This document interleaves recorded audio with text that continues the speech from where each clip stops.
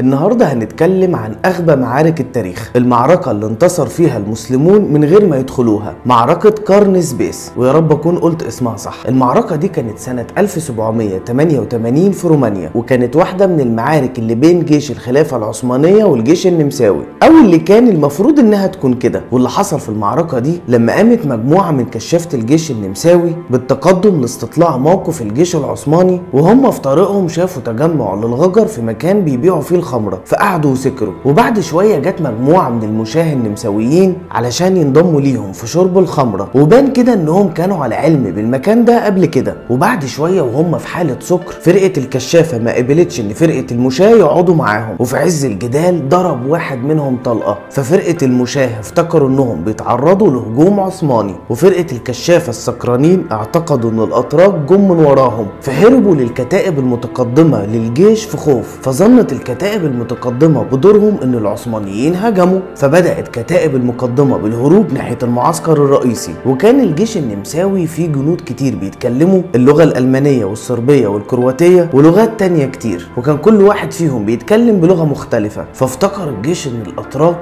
بيدمروا المعسكر، فاتفتحت النار والقتال اشتغل، وبدأ الكل في قتل أي حد جنبه، وعمت الفوضى. وفورا هزم الجيش النمساوي نفسه، واتقتل في المعركة دي أكتر من 10,000 وهرب الباقي.